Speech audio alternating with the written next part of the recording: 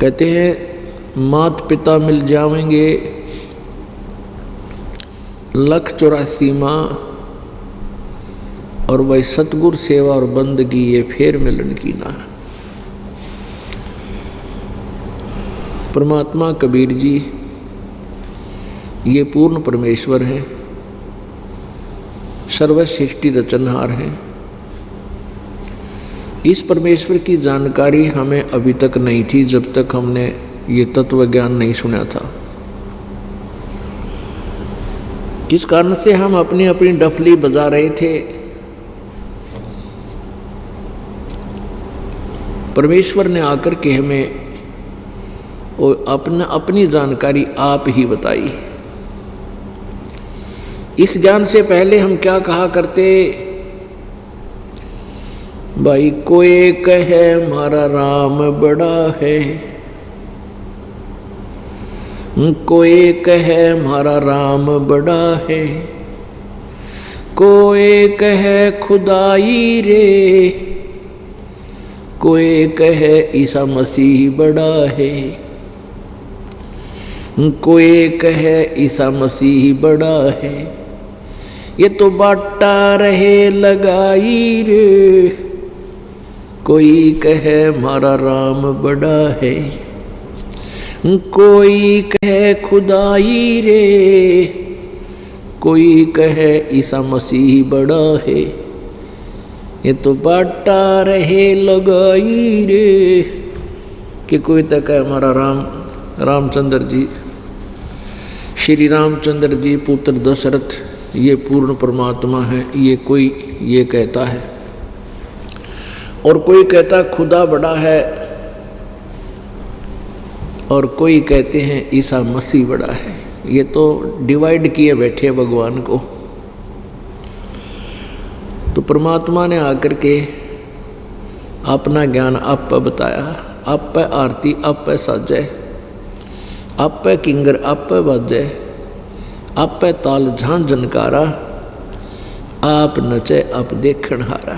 कहे कबीर ऐसी आरती गाऊं, आपा मध्य आप पे सुनाऊं। परमात्मा ने आकर ही अपना ज्ञान स्वयं देना पड़ा, और वही परमात्मा हमारा पिता है, सभी आत्माओं का एकमात्र मालिक है। अपने का दुख अपनों को ही होता है। पुण्यात्माओं, एक तरफ तो हम ये कहते हैं भगवान दयालु है, और दूसरी तरफ यहाँ देखें तो कोई रहम नाम की चीज नहीं इस क्षेत्र इस लोक में। इंसान खेतों में काम कर रहा है, मजदूर या किसान या कोई यात्री जा रहा है, एकदम वर्षा आती है, ओले गिरने लग जाते हैं, मट्टा मट शर में कट्टा कट कि तब भाग दौड़ के कोई वृक्ष की ओट लेकर जान बचा ली तो बचगी ना, बेशक मरो। भूकंप आ जाता है, बिजली गिर जाती है, फ्लड आ जाती है, तूफान आ गया, सब मकानों को झोपड़ियों को तोड़ फोड़ कर खंडा मंडा जाता रहता है। किसी की आंखें नहीं है, किसी के एक हाथ कट गया, कोई जन्म से टूंडा, किसी की कोई दुर्गति, किसी की कोई दुर्गति। पुण्यात्माओं, अगर भगवान यहाँ का भगवान अगर दयालु है, ये कुत्ते गधे सुअर नहीं बनाता। क्या जीवन है जीवों का। और फिर मनुष्य जीवन में कौन सुखी है। किसी का बेटा मर गया, किसी की बेटी मर गई, किसी को स्वयं ही कोई कष्ट सता रहा है। 36 प्रकार की टेंशन इस प्राणी को बनी हुई है। हम परमात्मा को दयालु कहें या दया नाम की चीज नहीं। वो दयालु परमात्मा सतपुरुष है, सतलोक में रहता है। और जब हम उसके क्षेत्र में, उसके लोक में चले जाएंगे, फिर वहाँ हमें कोई कष्ट नहीं। उस दयालु परमात्मा का वहाँ रोल देखने को मिलेगा। वो दयालु यहाँ भी आता है। उस अपार दया के कारण हमें ये ज्ञान समझाता है। वो क्या बताते हैं परमेश्वर आकर के कि झूठे सुख को सुख कहे, ये मान रया मन मोदे, ये सकल चबीना काल का, कुछ मुख में कुछ गोद। परमात्मा हमें आकर बताते हैं कि ये सब काल आहार है जिस लोक में तुम रह रहे हो, ये लोक ठीक नहीं।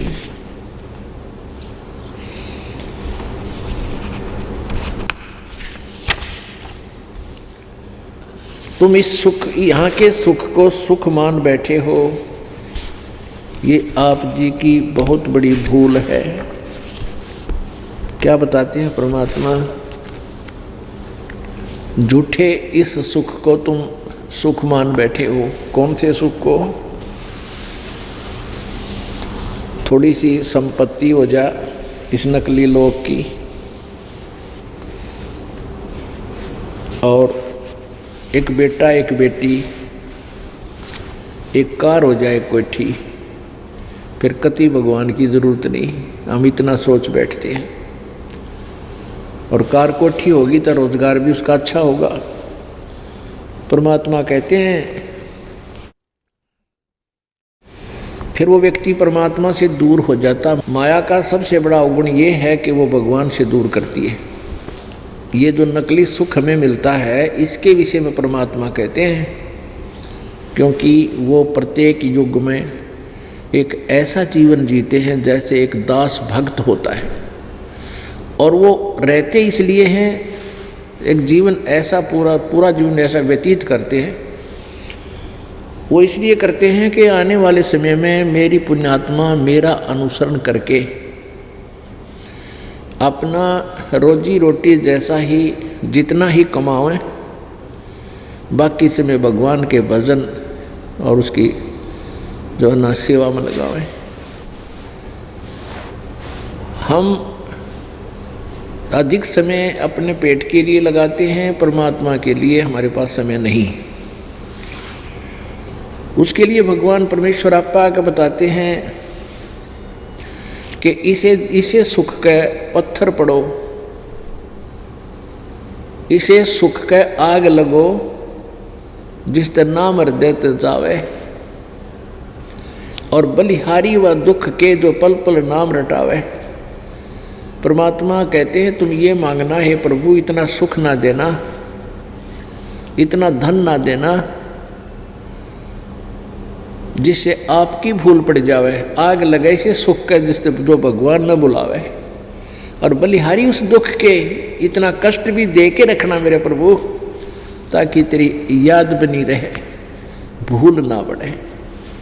तो यहाँ पुण्यात्माओं परमात्मा हमें याद दिलाते हैं कि जो भगवान से दूर हैं, माया की जिसका चर्बी चढ़ गई, उसका मोतिया बंद हो गया, उसने भगवान दिखाई नहीं देता, एक माया माया दिखाई देती है।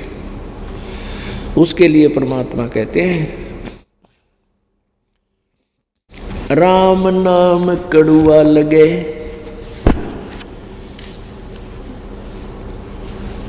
मीठे लगे दाम, दुविधा में दोनों गए, माया मिली ना राम।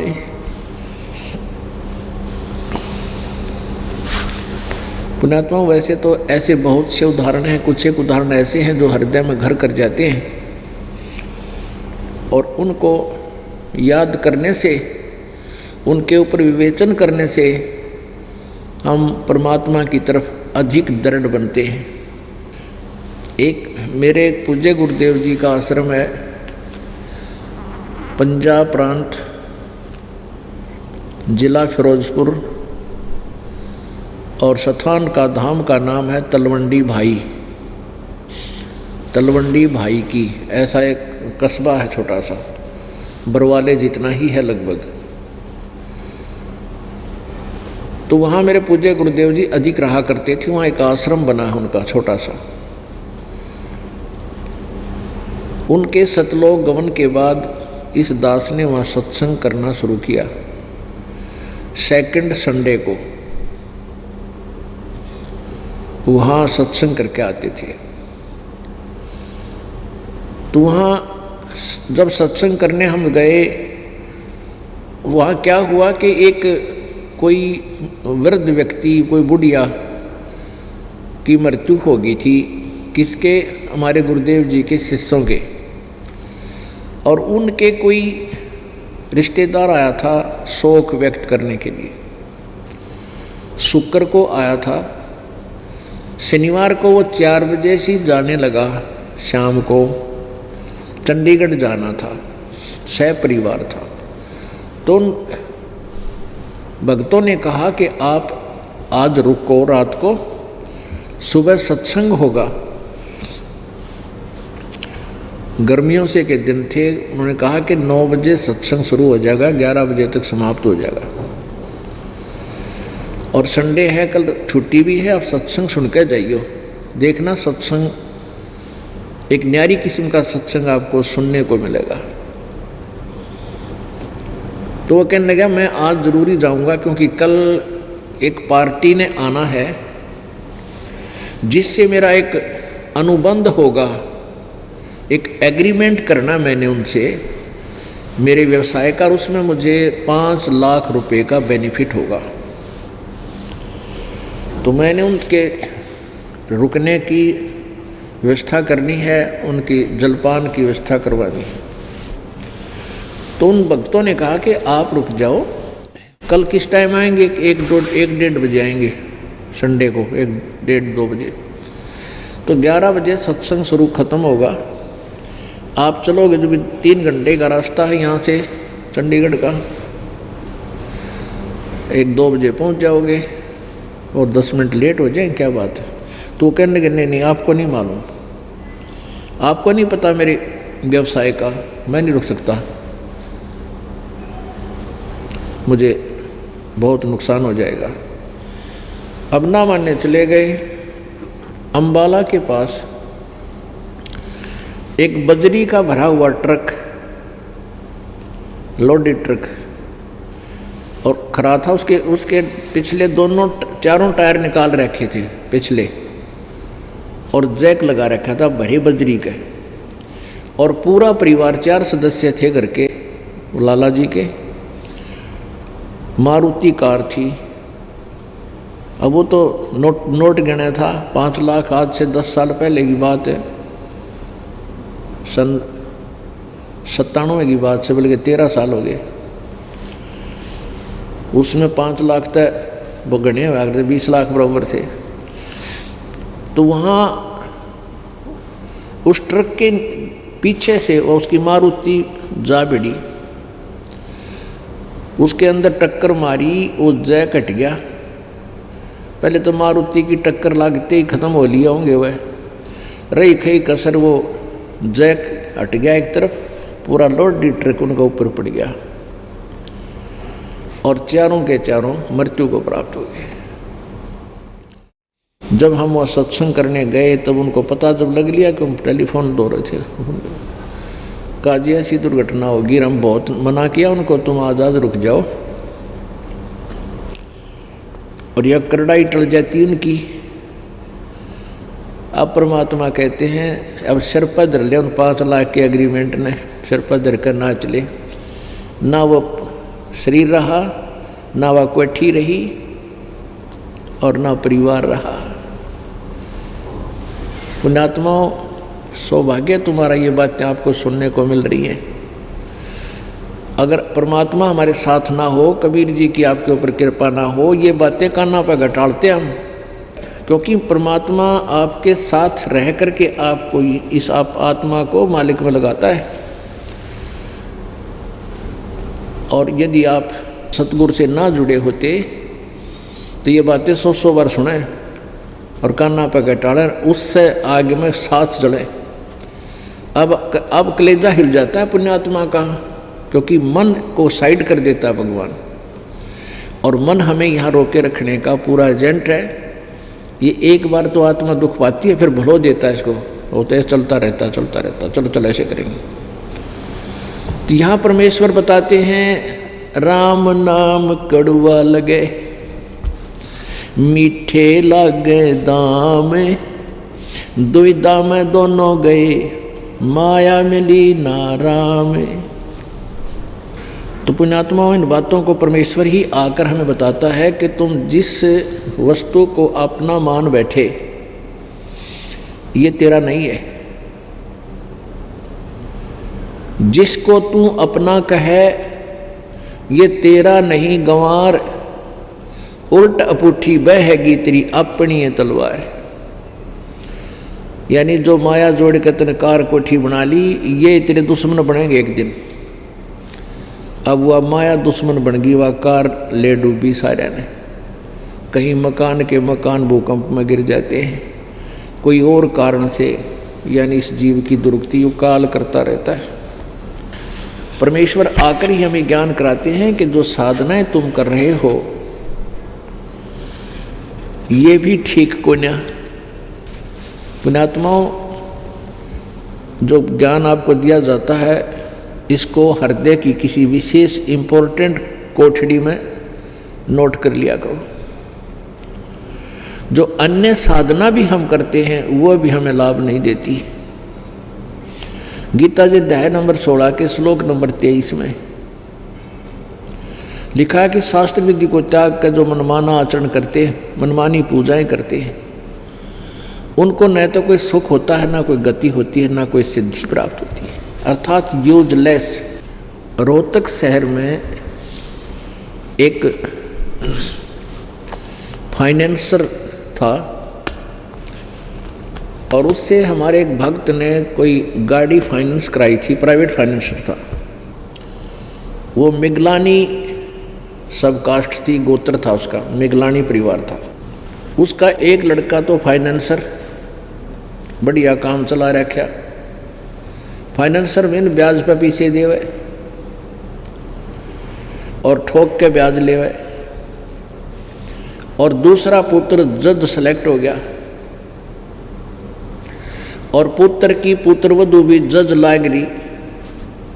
अब उससे जिक्र चलता, हमारे भक्त बताते कि ऐसे ऐसे भक्ति ऐसी करनी चाहिए, ऐसी करनी चाहिए। ने बोला हम जो भक्ति करते हैं वो सही है, और हमारी भक्ति जो साधना जैसे भी भगवान शिव की, श्री रामचंद्र जी की, ये तो साधनी उपासना है। और फिर पंडित लोग जो हवन यज्ञ आदि करवाते हैं वो भी वो करते थे। तो हमारे भक्त तो जाकर बताया करते थे, भक्तों को तो मालूम था कि ये पिछले जन्म के पुण्य हैं, और जब ये पिछले जन्म की बैटरी चार्ज की हुई जिस दिन डिस्चार्ज हो जाएगी, एकदम कैर टूट जाता है। ये ज्ञान परमात्मा का वो सुन चुके थे। तो वो कहा करते थे कि लाला जी ये तेरे पिछले जन्म के संस्कार हैं, और जो पूजाएं जो साधना आप करते हो इनसे लाभ होगा नहीं। न बोला क्या बात करते हो। वो उस अपने बेटे फाइनेंसर की दुकान पर बैठा करता ऑफिस में, और फिर बताता था मेरा एक लड़का तो जज लगा है और मेरी पुत्रवधू उसकी पत्नी भी जज लगी है, अभी शादी हुई है 6 महीने पहले। अरे वाह, कैसे मानो तुम्हारी बात, तुम क्या बात करते हो। आज मेरे जैसा सुखी पृथ्वी पर नहीं। ठीक है, जैसे सभी इतना हुए पाछा, तो फिर बात ये कहनी स्वाभाविक ही थी, दोष नहीं उसका।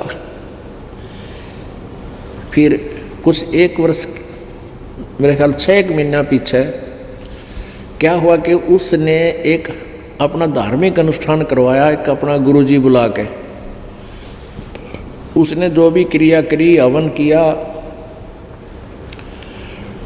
उसके समापन के उपरांत उस हवन की जो बची हुई राख होती है और भी कोई आइटम लटोटर थे, हुए सभी को जल प्रवाह करने के लिए कहा गया कि इनको, उस गुरुजी ने कहा जल प्रवाह करके आने ही है। वो लड़का फाइनेंसर और छोटा लड़का जज दोनों गाड़ी में बैठकर ड्राइवर साथ ले लिया, और रोहतक के साइड में,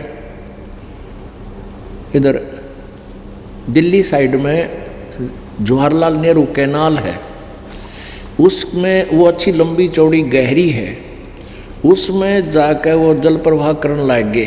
पॉलीथीन में डाल रखी थी वह सामग्री जी, और वह पॉलीथीन खोल दी। वह कुछ से सारी पानी में ना पड़ी, आधे से ज़्यादा वह पटड़ी ऐसे स्लोप था उसका, उस नहर का, वह दीवार पर पड़ गई। पहले एक जना नीचे उतरा के लिए मैं इसको नीचे बहा देता हूँ, और रिपटन लग गया, पैर थलस गए। उस दूसरे ने पकड़ लिया, दोनों रपट गए। जल की भरी हुई थी, दोनों डूब गए। 3 दिन में लाश पाई। वो जज भी मर गया और वो फाइनेंसर भी मर गया। अब परमात्मा कहते हैं, तुम कौन राम का जपते जापम, और तात कटे न ये तीनों तापम। अपने आत्मा दहल जाती है। बेटा गया, दोनों बेटे मर गए। नई नई शादी हुई थी, वह पुत्र वधू जज भी गई, वह वहाँ केक रही थी, फिर उसने दूसरी शादी करा ली। अब के रह गया उस भाई जी दो रहे। तो पुण्यात्मा परमात्मा कहते हैं, ये धोखा दे रखा तुम्हारे को काल ने। दृष्टि पड़े सो धोखा रे, खंड पिंड ब्रह्मांड जावेंगे, नष्ट होंगे, और ये थिर ना रहसी लोक कार्य। आज सुबह के सत्संग में आपने सुना कि गुरु हो, पूरा गुरु हो, शास्त्र अनुकूल साधना हो, और शिष्य भी पूरी मर्यादा आजीवन निभावे, और गुरु जी के प्रति प्रभु तुल्य भाव रखे, फिर आपका मोक्ष निश्चित है, नो डाउट। लेकिन हम कुछ दिनों के बाद सुखी हो जाते हैं, जिस सुख को हम सुख मानते हैं, क्योंकि ये दयालु भगवान है, कबीर परमेश्वर दयालु परमात्मा है। ये अपने बच्चों के दुख को नहीं देख सकते। कुछ दिनों में आपको बहुत राहत देना शुरू कर देंगे, आपके पापों का नाश करना शुरू कर देंगे, आपके प्रारब्ध रूपी कर्म, पाप कर्म के कांटों को निकालना शुरू कर देंगे। कुछ दिनों में आपको कोई आपत्ति नहीं रहेगी अपने जीवन रूपी सफर में, और फिर इस काल का दाव फिर लगेगा, फिर भूल जाता है भगवान को, और उसी तरह टेढ़ा मेढ़ा शुरू हो जाता चलना। तो परमात्मा कहते हैं कि इतना सुख भी ना देना मेरे प्रभु। आप ही प्रार्थना करते हमें समझाने के लिए कि इतना सुख मत मांगना मेरे से कि भगवान भूल जाओ। क्यों प्रथम तो हमने परमात्मा के चरणों में आने के बाद अपना दुख अवश्य रोना होता है कि मुझे ये पीड़ा है, लेकिन अन्य डिमांड नहीं करनी चाहिए। जैसे डॉक्टर के पास हम जाते हैं, उसके पास अंडर ट्रीटमेंट होते हैं, तो डॉक्टर को अपना दुख तो हम बता सकते हैं कि जी यहाँ पीड़ा है, ऐसा दर्द है, ये तकलीफ़ है। फिर वो उसको कैसे सेट करता है, कैसे हमें स्वस्थ करता है, ये काम डॉक्टर का है। फिर डॉक्टर के ट्रीटमेंट में बाधक नहीं बने, उसके द्वारा बताए गए परहेज को शुरुआत नहीं करे, तोड़े नहीं, तो फिर वो स्वस्थ हो जाता है। इसी प्रकार ये परमात्मा परमेश्वर कबीर जी का एक हॉस्पिटल है, ये दास उसका नौकर है। इस जन्म मरण के रोग को काटने वाला एक डॉक्टर है। दवाई परमात्मा ने बता रखी है, औषधि मेरे को दे रखी है, ट्रीटमेंट विधि बता रखी है। तो यहाँ जो भी आपके साथ हो रहा है, घर पे या यहाँ पर, आपको ये नहीं सोचना चाहिए कि ऐसा क्यों हो गया, ऐसा नहीं हो गया। इसके 2 कारण हो सकते हैं।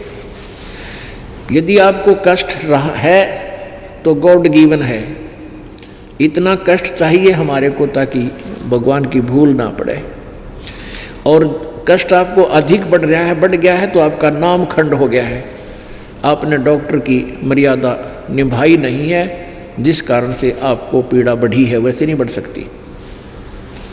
औषधि ठीक से यूज नहीं की या कोई परहेज तोड़ दिया। तो इसी प्रकार या तो आपने कोई नियम भंग कर दिए तब आपको पीड़ा बढ़ सकती है, अन्यथा पीड़ा है और नाम आपके ठीक है तो गॉड गिवन है, परमात्मा का दिया हुआ है, उसमें अग्रम अग्रम ना करना। क्योंकि कहते हैं सतगुरु शरण में आने से आई टले बला, और जय माथे में जय भाग्य में सूली हो, सूली माने मौत, वह कांटे में टल जा। ऐसे ऐसे भारी कष्ट होना हो, जान जानी हो, पूरा परिवार नष्ट होना हो, एक्सीडेंट हो जाता है, एक टांग कट कर बच जाते हो, वो टांग काटना यानी वो अंग भंग करना डॉक्टर के लिए परमात्मा के लिए आवश्यक था, अन्यथा पूरा परिवार भी नष्ट हो सकता था। हमने युगों युगों के पाप इकट्ठे कर रखे हैं, तो परमात्मा अपने हिसाब से हमें जो है ट्रीटमेंट करेगा, हमारी हर तरह की सुविधाएं प्राप्त कराएगा, हमारे प्रारब्ध के कर्मों को काटेगा, निकालेगा, ख़त्म करेगा। जैसे डॉक्टर बताता है कि तेरा ये हाथ कटेगा अन्यथा पूरा शरीर नष्ट हो जाएगा, तो फिर डॉक्टर को ये कहना पड़ता है जी जान बचा लो, हाथ बेस से कट जावे। तो डॉक्टर का शौक नहीं, डॉक्टर कोई दुश्मन नहीं, शत्रु नहीं, उसने आवश्यक है जीवन की रक्षा करने के लिए एक हाथ को काटना। तो उसमें हम फिर कर क्या सकते हैं, सहमति ही देनी चाहिए। तो परमात्मा जो करते हैं आपके साथ उसमें आपको कोई ऑब्जेक्शन नहीं होना चाहिए। हाँ, इतना ध्यान अवश्य रखें कि नाम ना खंड हो गया हो। नाम खंड होने से क्या होता है कि जैसे पहले तो जैसे जिसने बिजली का कनेक्शन ना ले रखा तो वो क्या करता है, आटा भी हाथ से पीसे, पशुओं के लिए चारा भी हाथ से काटते थे ऐसे मशीन व गोल गोल चक्कर की, और जल भी हाथ से निकालते थे, दूध भी हाथ से बिलोते थे, रड़कते थे। फिर ले लिया कनेक्शन, अब बटन स्विच ऑन कर देते हैं, अपने आप तो आटा पीसा जा रहा है और अपने आप कट कट कट कट सानी यानी चारा काटा जा रहा है।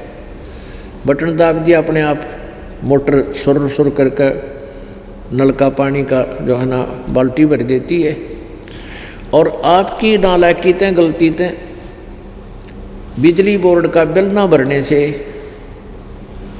आपका कनेक्शन कट जाएगा, या किसी अन्य कारण से आपका कनेक्शन कट गया तो फिर आपको पावर नहीं आएगी। पहले जो पावर से काम हो रहा था वो बंद हो गया, फिर आप हाथ से कितना कर सकते हो ये अंडरस्टूड है। तो ऐसे परमेश्वर कबीर जी की शरण में आने से आपका सब कार्य उस ईश्वरीय शक्ति से होगा, कबीर परमेश्वर जी की पावर से होगा, और फिर परमात्मा की पावर से जो काम होगा वो बहुत ही स्पीड तो होगा, और जो मनुष्य नहीं कर सकता, मानव मैनुअली नहीं किया जा सकता, वो पावर किया करती है। तो ऐसी ऐसी अनहोनी आपके घर पर होंगी, आप सोच भी नहीं सकते। ऐसा सुख मालिक आपको देगा, सोचते रह जाओगे हे भगवान मेरी तो जान जानी थी, और दवाई खा के छक लिया, कोई गोली काम नहीं कर रही थी, कोई किसी प्रकार की, और फिर एकदम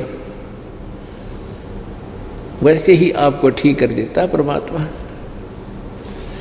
तो पुण्यात्माओं कहते हैं ना जाने के उस सतगुरु के शरण में आने से अगर फिर भी कोई आपत्ति आती है तो ना जाने के बला टाली है भगवान ने। एक तो ये है, और दूसरा ये है कि आपने या कोई मर्यादा भंग करती है, इन दोनों में से एक ही होगा। तो इसलिए कोशिश रखें कि नाम भंग ना हो। मर्यादा भंग होने से बहुत हानि हो जाती है, काल का दाव लग जाता है। परमात्मा कहते हैं जब लग हंसा हमारी आना, और काल लगे ली तेरा बाणा। आय हाय, कितनी प्यारी बात कही है। कबीर परमेश्वर कहते हैं उस काल को कहा था, जो यहाँ का मालिक है, ब्रह्म है, जो हमें यहाँ दुखी कर रहा है, पीड़ रहा है, गुमराह करके फंसा रखा है, उसको कहा था कि जब तक हंस मेरी आत्मा मेरी मर्यादा में रहेंगे, मेरा नाम खंड नहीं होगा, तब तक तो तेरा कोई तीर मेरे भक्त पर नहीं लग सकता, तो उसको किसी प्रकार दुखी नहीं कर सकता। तो काल ने कहा था, प्रभु जो नाम खंड कर देगा विलिंगली, तो उसको तो मैं नहीं छोड़ूंगा। तो परमात्मा ने कहा था, भाई जब लग हंसा हमरी आना, और काल लगैली तेरा बाना। कहे कबीर सुनो धर्मराया, हम शंखों हंसा पद परसाया। पद जैसे आज सुबह के सत्संग बताया था, गीता जी अध्याय नंबर 15 के श्लोक नंबर 4 में कहा है कि तत्वदर्शी संत 1 से 4 का सारांश है। गीता जी अध्याय नंबर 15 के श्लोक नंबर 1 से 4 का सारांश है कि जब तत्वदर्शी संत मिल जाए, तत्वदर्शी संत की पहचान क्या होगी? पहले श्लोक में ऊपर को जड़ वाला, नीचे को तीनों गुण रूपी शाखा वाला, ये उल्टा लटका हुआ संसार रूपी वृक्ष है।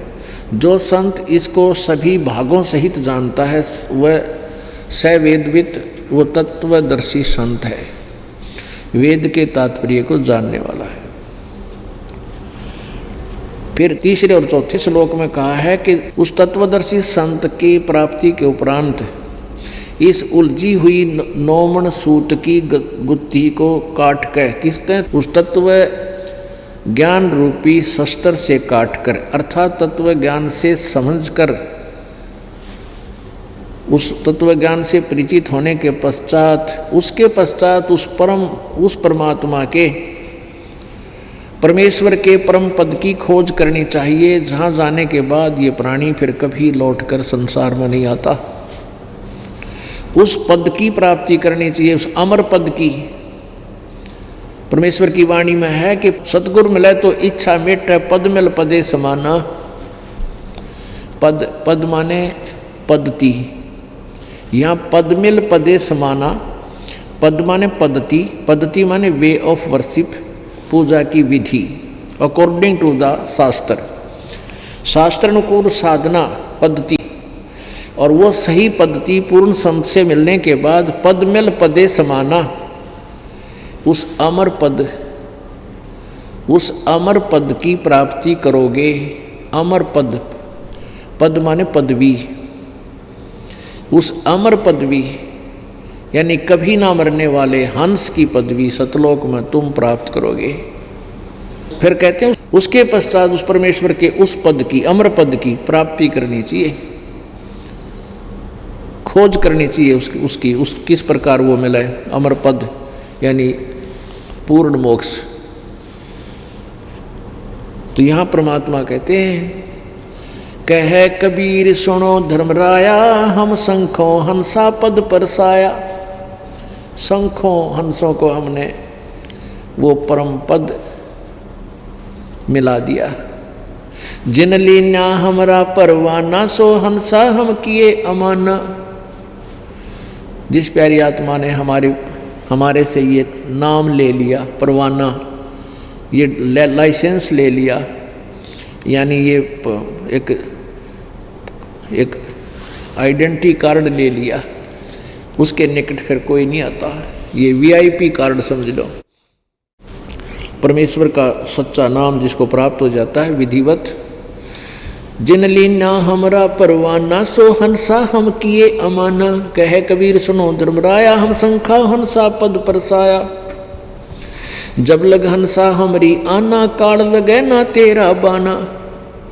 तो मर्यादा बहुत जरूरी है। अपने आत्मा जब तक आप सुखी हो तो आपको ऐसे लगता है कि जैसे ये नियम बताए हैं, भाई ब्याह शादी में नाचा कूदी नहीं करनी, दहेज वगैरह नहीं देना, ये मेहंदी वगैरह ये लाल ओट करना लड़कियां बेटियां करती हैं, ये बकवाद नहीं करनी, देखो पुण्यात्मा, हम बुराई को शीघ्र ग्रहण करते हैं, अच्छाई को तुरंत त्याग देते हैं। हमने इतना जीवन हो गया, हमारी दादी, माँ, काकी, ताई और हमारी पत्नियाँ और हमारे भाई बहनों की पत्नियाँ, हमने कभी भी ये लटोटर करती नहीं देखी। जो ही बेगन तार दे हैं प्रण के फंड करे, फिर नाचे कूदा सरेआम, माँ भी नाचे, बेटी नाचे, बाप नाचे, भाई नाचे गाल में। ये तो वो कराया करते कंजर, वह सबसे घटिया इंसान कराया करते बकवादें, जो निंदा के पात्र हुआ करते थे। अब सरेआम बकवाद होगी तो इनको हम तुरंत ग्रहण कर लेते हैं। कुछ भी ऐसा नहीं करना। और दहेज हमने अपना दुश्मन बना लिया, अपनी बेटी को दुश्मन बना लिया, बेटी के शत्रु बन गए हम मीन समाज। क्यों? क्योंकि बेटी के ब्याने में दहेज गना लेन देन लग गए। तो वो उस जिसका 2-3 लड़कियां होगी उसकी मौत हो जाती है, जीवित, नींद आनी बंद हो जाती है। और या तो कर्जा कर लेगा ब्याह करेगा बेटियों का जो। तो हमने इसको बिल्कुल अपना एक नो समझ लो, यदि हम किसी से धन लेते हैं उनकी बेटी का दहेज के रूप में, तो हम कर्जवान बन रहे हैं। परमात्मा की इन बातों को आप एक ऐसे वैसे ना समझना। एक बहुत ज़बरदस्त इतिहास और विधान है प्रभु का, उसके अनुसार हम चलेंगे तो तुरंत सुख होगा। तो हमने बिल्कुल दहेज ना लेना चाहिए, ना देना चाहिए। बच्चे को इंडिपेंडेंट बनाओ, परमात्मा के आश्रित करे। आप कितना दे सकते हो अपनी बेटी को? और जब बटेऊ काम नहीं करेगा, पति काम नहीं करेगा बेटी का, तो कभी पूरा नहीं पटे। यानी काम करें पार पड़ेगी। भगवान जब साथ होगा, उनके भाग्य में ना होगा तो भी देगा अपने बच्चों को जितना आवश्यक होगा। तो हमने परमात्मा पे विश्वास करना सीखना होगा। तो इस तरह की जो मर्यादाएं हम बताते हैं, बीड़ी, शराब, मांस, तम्बाकू पीनी ना पैनी, किसी को पिलानी भी नहीं है, पैसे भी नहीं देने चाहिए, दोषी बनता है उसका।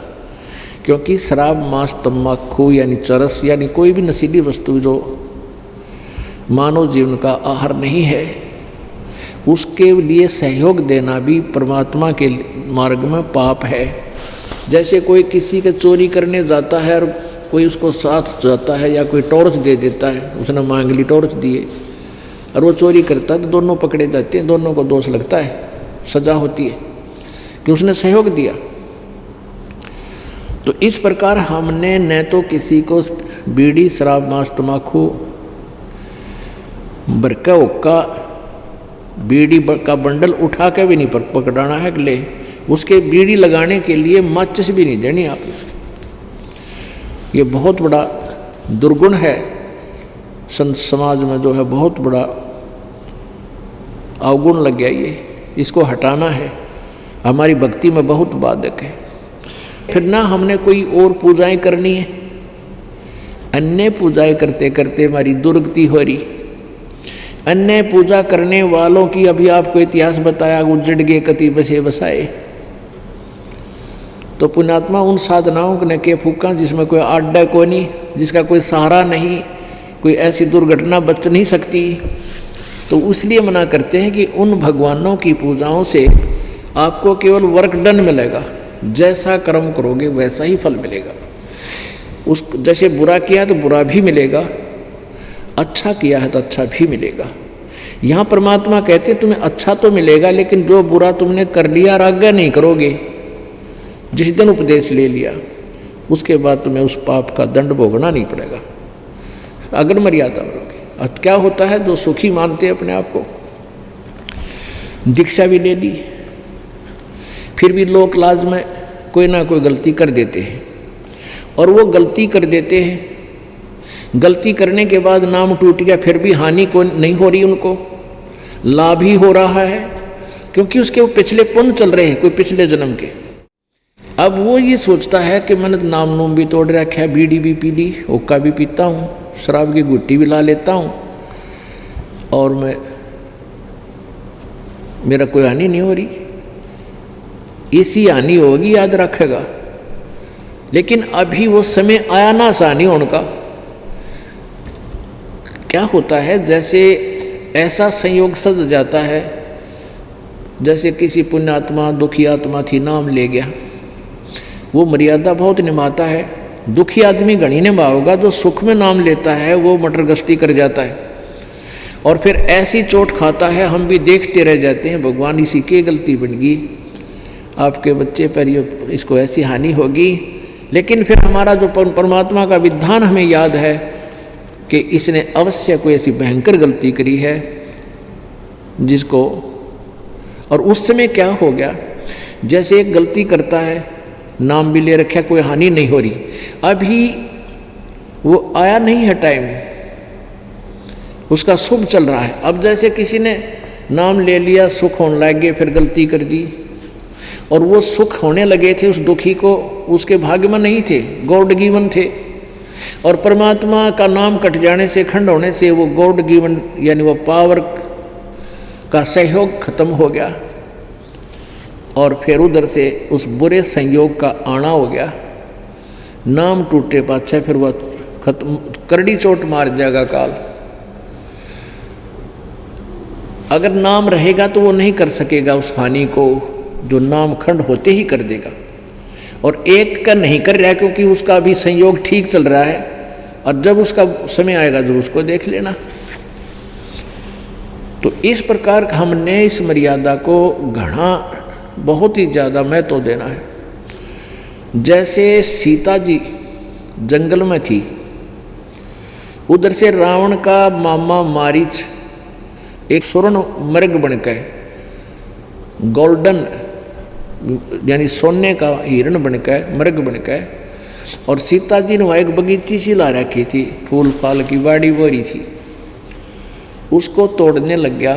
सीता जी ने देखा इतना सुंदर मृग, भगवान राम से कहा कि मुझे ये जिंदा या मरा मुझे चाहिए। अब श्री राम जी उसका नहीं चले मारन, इतनो अंतर ध्यान होकर आगे भाज गया, काफ़ी दूर जाकर दिखाई दिया। तो सीता जी ने जिद पकड़ ली कि मुझे ला कर दो, किसी प्रकार भी लाओ, मुझे मृग चाहिए। अब श्री राम ने कहा, देखो लक्ष्मण ध्यान रखना, तू मत आना है, इसमें कोई जाल साजी पर यह जिद की पक्की है या मानने को ना, मैं जा रहा हूँ। और तने आना भी पड़ जाए किसी कारणवश, तो इस झोपड़ी के चारों तरफ ये मंत्र बोल कर एक रेखा खींच आना, और इसको बोल देना कि इसे बाहर नहीं जावे। तो लक्ष्मण ने कहा कि मैं आऊँगा ही नहीं, आप निश्चिंत रहो, अकेली कैसे छोड़ दूंगा माँ को। यानी बड़ी भाभी माँ के तुल मानते थे लक्ष्मण जी। अब दूर जा चलेगा रामचंद्र जी उसके पीछे, वो तो छल था, उसके पास सिद्धि थी गुप्त होने की, प्रगट होने की। तो दूर उधर से वो अंतर ध्यान हो गया जंगल में, वो मारीच मृग अंतर ध्यान होकर वहाँ आकाशवाणी कर दी, हाय भाई मर गया, हाय भाई मर गया। अब सीता कहने लगी कि तेरे भाई पर आपत्ति आ गई, किसी जानवर ने मार दिया, तू भाग कर जा, उसकी जान बचा। लक्ष्मण बहुत नाट्या, नहीं मानी। आखिर में यहाँ तक कह दिया कि तू ये चाहता है कि वो मर जावे, तू मुझे पत्नी बनाना चाहता है। अब कहते हैं विनाश काले विपरीता बुद्धि। अब लक्ष्मण इस बात से बहुत घना शर्मिंदा हो गया, विवश हो गया जाने के लिए, और कहा पर एक बात याद रखना माता, अब तेरे ये मैं रेखा खींच कर जाता हूँ, इसे बाहर मत जाना। इतनी दया जरूर कर दिया हमारे पे। बोली ठीक से, को नहीं जाऊँ। वो चला गया, लक्ष्मण दूर चले गए। इधर से उनकी चाल थी, सुनियोजित षड्यंत्र था। रावण एक साथ दूर रूप बना के भिक्षा मांगना आ गया, कहा माई भिक्षा दे। सीता बोली आजा महाराज, ले जा कुटिया के गेट पर आ जा। अब रावण आगे को चला तो उसमें से लपट निकली एकदम रेखा से, एकदम 10 कदम दूर जाके खड़ा हुआ, घबरा गया और कहा कि तू मुझे मारना चाहती थी, तूने भिक्षा देनी है तो यहाँ आकर दे जा, नहीं तो मैं श्राप दे दूंगा। साधु संतों के साथ मजाक नहीं किया करते, अब सीता ने सोची के बिजली पड़े है, साधु महात्मा है, 2 कदम भर के रेखा तो पार दे आऊँगी। अब उसने तो जरा सी लागी के बिजली गिरा है, वह बिजली गिरी जब समझ में आई, उठा के आटा जो भी घर पर सामग्री खान की थी वो लेके और रेखा से बाहर चलेगी। 1 कदम बाहर जाते पकड़ ली बाँ रावण ने और घेर ली कांधे पे, फिर डिडावर डांगर की जाल। अब के जुल्म हो गया, फिर देखना कितना हानि हुई, कितने आदमी मर गए, कितनी जनता मरी सीता को छुटवाने में, और कितनी कष्ट पाई वहाँ पर रावण के बाग में, कितनी सताई गई वो। पुण्यात्माओं, आज आपको ये ज्ञान दिया जा रहा है कि यदि आप जी मर्यादा तोड़ दोगे, यो रावण रूपी काल आपने ऐसे उठा ली जाएगा। और पुण्यात्माओं, फिर बहुत भारी भयंकर कष्ट आपके ऊपर आ जाएगा। तो अब आप सुखी हो, और सीता सुखी थी, उसने लागी जरा सी बात, वो पागल नहीं थे जो दोनों कह के गई रेखा बाहर मत जाना, वह घनी सियाणी थी। तो हम घने सियाणे बन जावा, हाँ गुरु जी की बात ना मान के हम इसे कहर में चल रहे हैं, ना जाने कब इस पर किस पर के बिजली गिर जा। हमें डर नहीं रहा, क्योंकि हम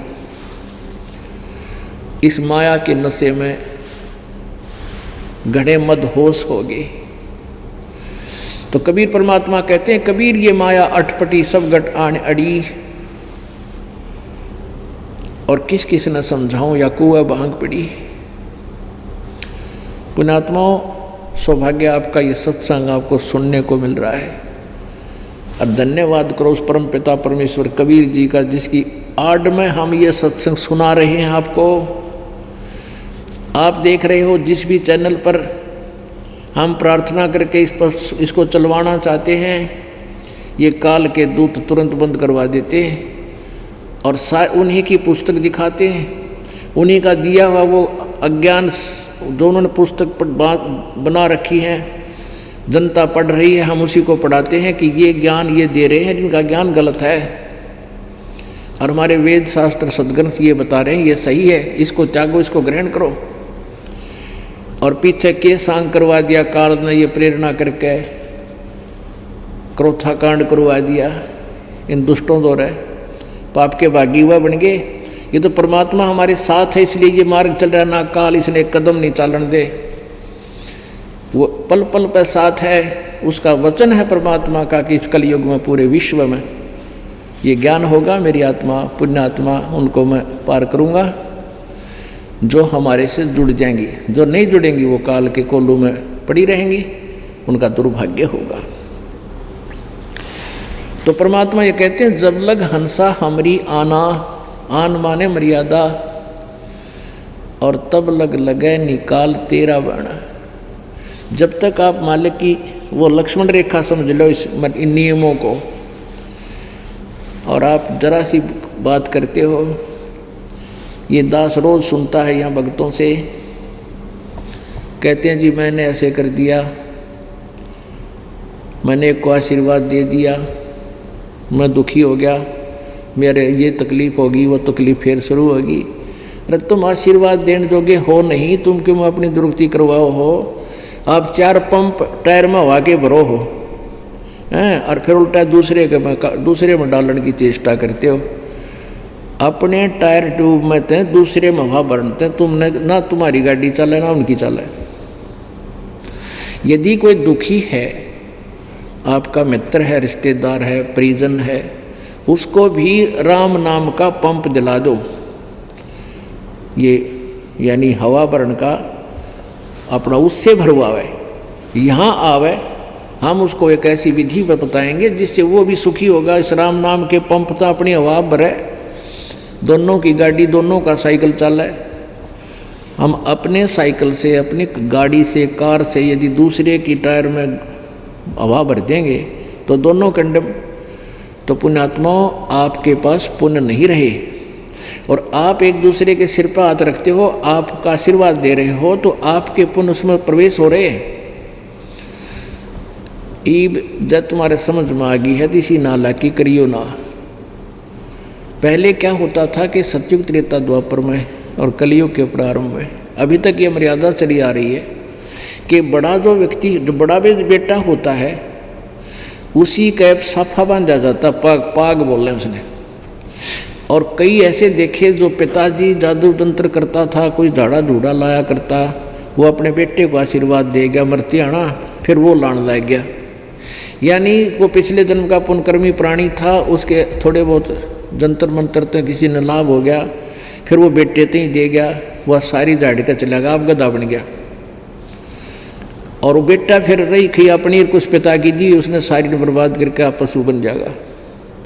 तो पहले तो उनके पास थोड़ी बहुत पुण्य थे जन्म जन्मांतर के। इस कलयुग में कोई भक्ति शास्त्र बिल्कुल नहीं कर रहा, तो वो आशीर्वाद दिया करते थे अपने बेटियां ने, बेटियां ने, पुत्र वधू ने, अपने नातियों को, रिश्तेदारों को, बड़े वाले बुजुर्ग आशीर्वाद देते थे। तो उनके पास पुण्य थे पूर्व जन्म के, वो ऐसे बांट दिया करते थे। और जैसे ये बहू पुत्र वधू आती है सास की या दादी माँ, सास माँ की, यानी दादी सास की, पैर दबाया कर नो, पैर दबाया करती नो बैठ के, और वह नो कहा करती बेटी बूढ़ सुहागन हो, तेरे बेटे हो तो सुखी रहे। अब वो पहले थोड़ी बहुत उसके पास पुण्य कमाई होती जिसकी, उसका थोड़ा बहुत फल लग जाता, उसको फर्क लग जाता। अब तो दोनों खाली खोखे हुआ, पुत्र वधू भी रुआ, दादस भी रुआ, सासू भी दे जा आशीर्वाद को छोड़ना जाना को नहीं, और को थोड़ी बहुत पड़ा हो कि तकर का कमाई का वो वहाँ चला जाएगा। तो इस तरह हमने अपनी भक्ति बर्बाद की। अब ये भी एक मर्यादा है, इसको नहीं अपन लेना, ना दूसरे से आशीर्वाद लेना चाहिए हमने। क्योंकि भगत तो देखो ना, बिना भगत देंगे उनमें वो पानी को ना जिसकी हमने जरूरत से, उसमें तो मेरे और कि मैं भरा पाओगा, और वो आपके शुद्ध जल में कोई डाल दे खारा पानी, कौन डलवाएगा? आपका मीठा पानी बर्तन में, और कोई नो कहे मेरे द्वारा यो खारा पानी है, और उस मेरे पास ये जल है और वो खारा है। आपको तो पता है जो भक्ति नहीं करते उनके पास भक्ति है ही नहीं, वो क्या देंगे? अपने पाप डालेंगे आप में। तो खारे पानी ना हम अपने शुद्ध पात्र में, उस मीठे जल में कतई नहीं डालने देंगे। समझता वो गीत है, वो बालक वाला काम होता है कोई कि मैं गद्द मद करें जाओ। तो ऐसे इन मर्यादाओं को घड़ा निभाना पड़ेगा आपने। ना आशीर्वाद देना है और ना ही किसी से लेना है, और न ही किसी के चरण छूने हैं। अब यहाँ क्योंकि जगत का और भगत का आपस में विरोध क्यों होता है? क्योंकि जगत जो काम कर रहा है वो भक्ति के विपरीत होते हैं, इसलिए दोनों का विवाद स्वाभाविक होता है, उनमें विरोध अवश्य होता है, होने दे। लेकिन हमने अपने हिसाब से चलना। इब कहें नो कहें बता भाई वो तन्यों का है, रामपाल तन्यों कहें इनका गुरु जी के बूढ़े बुजुर्गा के चरण ना छुइयो, बता या कोई बात हुई है? आदर सत्कार तो कराया करें, आदर सत्कार करो, नमस्कार करो, और बूढ़े मीठा बोले, बुढ़िया ने प्यार तो बात करे, खूब सेवा करे।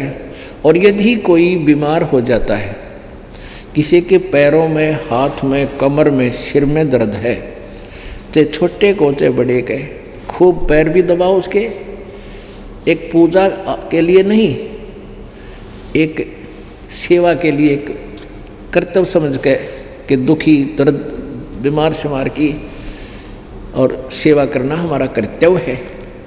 तो उसकी खूब सेवा करे, सिर दाबना, सिर की मालिश करे, हाथ दाबने, हाथ भी दाबे, पैर भी दबावे, खूब दर्द होता है, वो शौकिया नहीं करवावे और ना करे।